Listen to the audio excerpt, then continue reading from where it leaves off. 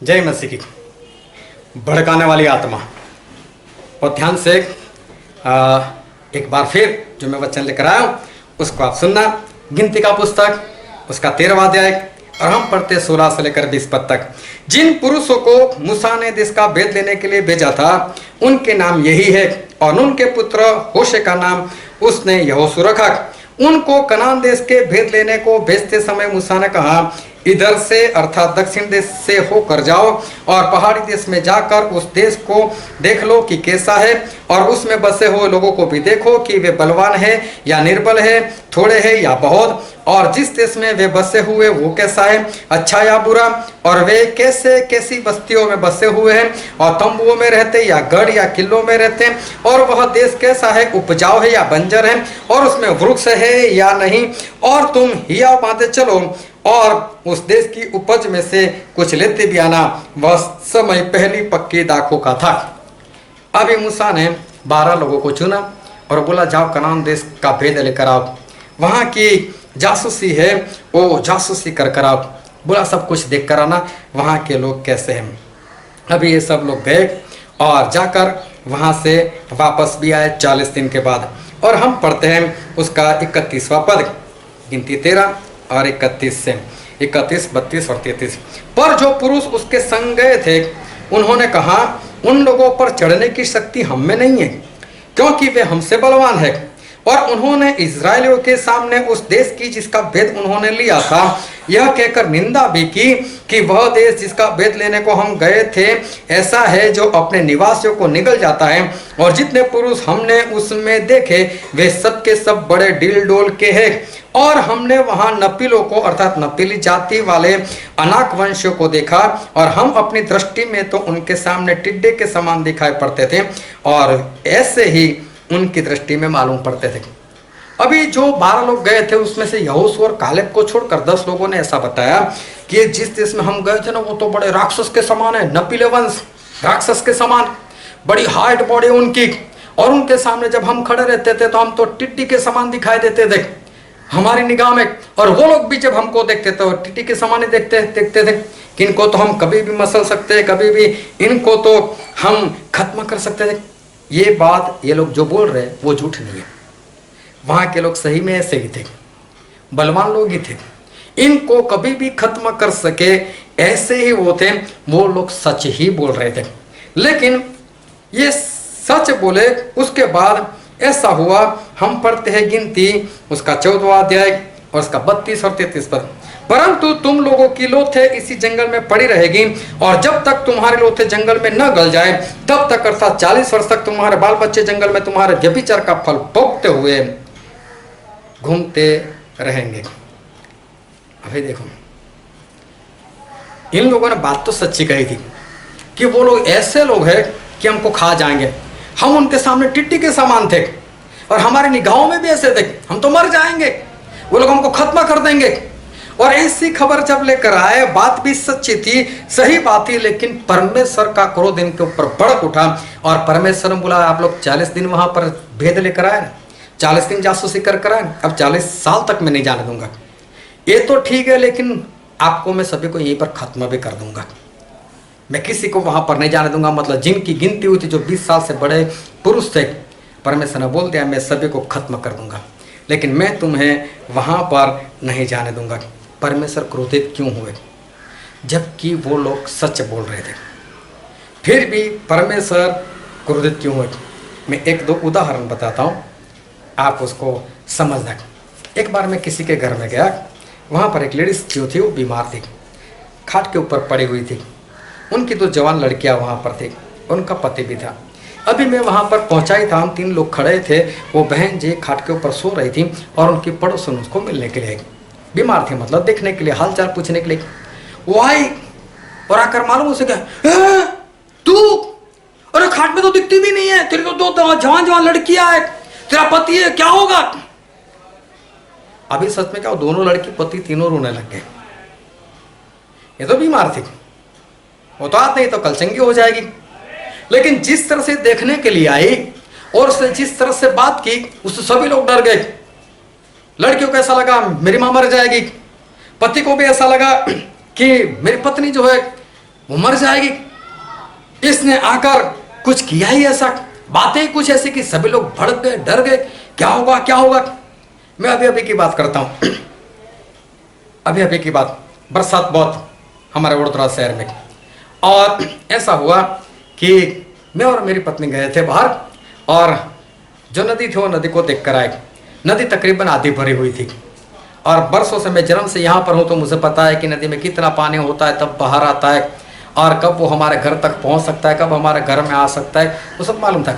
मुझे मालूम था अभी भी 1-1.5 दिन तक अगर बरसात गिरेगी ज़्यादा तो ही पानी बाहर आ सकता है, वरना नहीं आ सकता, डरने वाली बात नहीं है।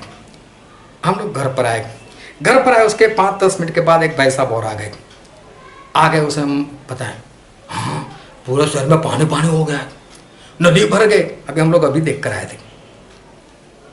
फिर भी वो भड़काने लगा कि पानी पानी हुआ, कहीं पर भी पानी नहीं हुआ, कहीं पर बाढ़ आई ही नहीं थी। लेकिन बातें इस तरह से की कि अगर देखकर नहीं आते तो भड़क जाते, ऐसा हुआ क्या बात करते, भागो यहां से। इस तरह से वो इंसान जो है वो भड़काने लगा कि ऐसा ही है, कोरोना चल रहा है, महामारी लोग उसको बोलते, और बहुत लोग उसमें मर भी रहे। हर रोज इंडिया में तकरीबन 1000 के करीब लोग मरते। क्या कोरोना से पहले 1000 के करीब नहीं मरते थे? उससे पहले भी मरते थे, अभी भी मर रहे। इसमें देखने जाओ तो कोई बात नहीं, लेकिन भाई साहब जब भी आता, हाँ कोरोना बहुत बढ़ गया है, बहुत केस हो गए, इधर हो गए उधर हो गए। सुनने वाला कोरोना तो उसको बाद में होगा, सुनने से पहले ही मर जाएगा वो। ऐसी बातें सुनकर वो मर जाएगा। बात सच भी है, केस बढ़ रहे, बात सच है कि पानी बढ़ रहा है, लेकिन बाहर नहीं आएगा। लेकिन हमें एक बात करता हूं, और वो है हमारे परमेश्वर की। क्या हमारे परमेश्वर बीमारी दूर नहीं कर सकते? वो कर सकते, उस बहन को खाट से उठा सकते। और उसी दिन उसी वक्त जब प्रार्थना हुई तो परमेश्वर ने उस बहन को उठा भी लिया। चाहे कितनी भी बाढ़ आ जाए, क्या परमेश्वर बचा नहीं सकते?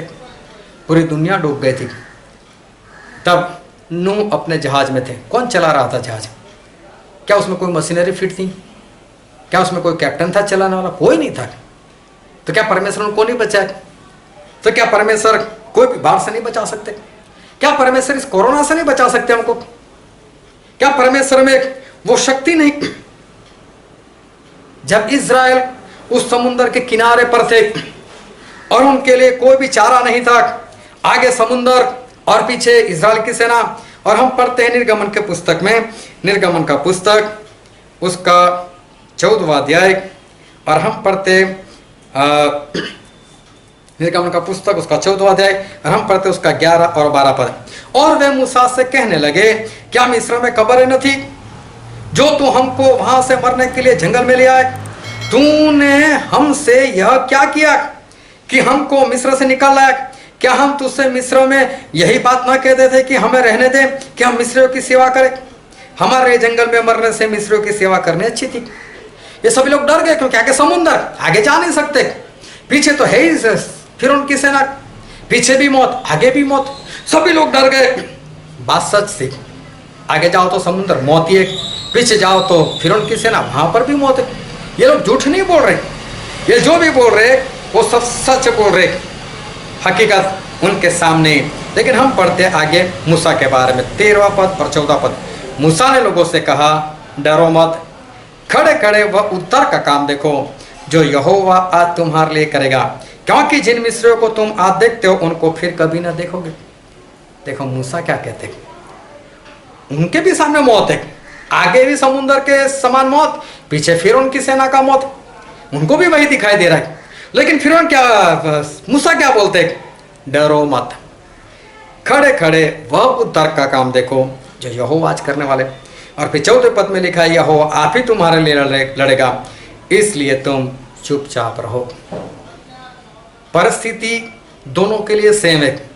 कुछ लोग भड़काने वाले, क्या होगा, मर जाएंगे मर जाएंगे, और वहीं पर एक परमेश्वर का दास वैसा बोला, कुछ नहीं होगा। उसको भी सामने मौत दिखाई रही, पीछे भी मौत दिखाई दे रही, लेकिन वो क्या बोलता है, कुछ नहीं होगा, हमारे परमेश्वर है और हमारे परमेश्वर हमको बचाएंगे। वो 12 लोग गए, सब ने जो बताया वो सारी बातें सच थी, लेकिन 10 लोग ऐसे थे जिन्होंने बाकी लोगों को भड़का दिया, मर जाएंगे मर जाएंगे। क्या परमेश्वर उनको विजय नहीं दे सकते? परमेश्वर विजय दे सकते। अरे तू तो बेड पर दिखती नहीं, अरे क्या परमेश्वर उसको उठा नहीं सकते? परमेश्वर हमारे सब कुछ कर सकते। कभी भी बोलो तो ऐसा बोलो, डरो मत, उनके कोड़े खाने से चंगाई मिल चुकी है, टूट जाएगी। बरसात है, नदी में पानी है, पूरी दुनिया डूब सकती है, तो फिक्र मत करना। हमारे परमेश्वर ने नूह को बचाया था, वो तुझे बचा लेंगे। ऐसी बातें परमेश्वर के लोगों के मुंह से निकलनी चाहिए। कोरोना है, लोग मर रहे, बात सही है, तू मत डर, हमारे परमेश्वर में ताकत है, वो कोरोना से तुझे बचा सकते। वो 10 के अंदर भड़काने वाली आत्मा थी जिसने सभी का नाश करवा दिया। खुद को जांचो और खुद को परखो कि आप कैसी परिस्थिति में दूसरों से कैसी बात करते। क्या आपके मुंह से लोगों को भड़काने वाली बात निकलती जिससे लोग डर जाए, या कैसी भी परिस्थिति उसमें ऐसी बातें निकलती है कि सामने वाले को शांति मिले, चाहे आग में चलते हो तो भी शांत हो जाए? कहीं ऐसा तो नहीं भड़काने वाली आत्मा काम कर रही? परमेश्वर आपको आशीष दे। आमीन।